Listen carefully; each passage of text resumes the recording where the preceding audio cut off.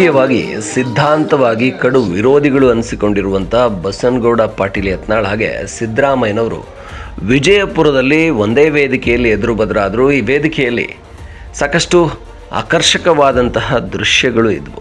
ಅಂದರೆ ವಿಜಯಪುರಕ್ಕೆ 800 ಕೋಟಿಯ ಹೊಸ ಯೋಜನೆಗಳ ಶಂಕುಸ್ಥಾಪನೆಗೆ ಸಿದ್ದರಾಮಯ್ಯನವರು, ಡಿ ಕೆ ಶಿವಕುಮಾರ್ ಸೇರಿದಂತೆ ಇಡೀ ಮಂತ್ರಿ ಮಂಡಲವೇ ವಿಜಯಪುರದಲ್ಲಿತ್ತು ಅಂತ ಹೇಳ್ಬೋದು.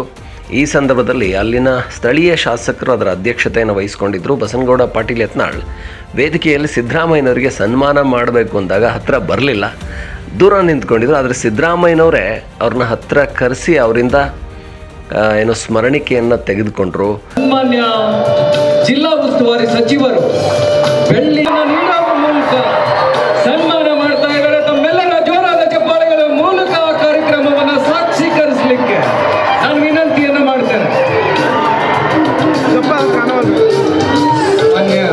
ಹಾಗೆ ವೇದಿಕೆಯಲ್ಲಿ ಅವರು ದೀಪ ಹಚ್ಚುವಂಥ ಸಂದರ್ಭದಲ್ಲಿ ಕೂಡ ಯತ್ನಾಳ್ ಅವ್ರನ್ನ ಕರೆದು ದೀಪ ಹಚ್ಚೋದಕ್ಕೆ ಸಿದ್ದರಾಮಯ್ಯನವರು ಆಹ್ವಾನಿಸಿದರು. ಬೆನ್ನು ತಟ್ಟಿ ದೀಪ ಹಚ್ಚುವಾಗ ಮಾಡಿದರು. ಒಂಥರ ಯತ್ನಾಳ್ ಅವರು ಸಿದ್ಧಾಂತದ ವಿಚಾರದಲ್ಲಿ ಸಿದ್ದರಾಮಯ್ಯನವ್ರನ್ನ ಸದಾ ದೂರನೇ ಇಟ್ಟಿರ್ತಾರೆ. ಹಾಗೆಯೇ ವಿಧಾನಸಭೆಯಲ್ಲಿ ಕೂಡ ಕಡು ವಿರೋಧ ಮಾಡ್ತಾರೆ. ಸಿದ್ದರಾಮಯ್ಯನವರ ನಿಲುವುಗಳು, ರಾಜ್ಯಕ್ಕೆ ಕೊಡ್ತಾ ಇರುವಂಥ ಯೋಜನೆಗಳು, ಹಾಗೆ ಅವರು ಅಲ್ಪಸಂಖ್ಯಾತರ ವಿಚಾರದಲ್ಲಿ ಮಾಡುವಂಥ ಓಲೈಕೆ ಬಗ್ಗೆ ಕಡು ವಿರೋಧ ಮಾಡುವಂಥ ಯತ್ನಾಳ್ ವೇದಿಕೆಯಲ್ಲಿ ಕೂಡ ಸಿದ್ದರಾಮಯ್ಯನವರು ಪಕ್ಕ ನಿಂತ್ಕೊಳ್ಳಿಕ್ಕೆ ಇಷ್ಟಪಡಲಿಲ್ಲ. ಆದರೆ ಸಿದ್ದರಾಮಯ್ಯನವರೇ ಆ ಉದಾರ ಗುಣದಿಂದ ಕರೆದು ಸ್ಥಳೀಯ ಶಾಸಕರು, ಹಿರಿಯ ನಾಯಕರು ಅವ್ರನ್ನ ಹತ್ರ ಕರೆದು ಅವರಿಂದ ಸ್ಮರಣಿಕೆ ತಗೊಂಡಿದ್ದು, ಅವರಿಂದ ದೀಪ ಹಚ್ಚುವ ಹಾಗೆ ಮಾಡಿಸಿದ್ದು.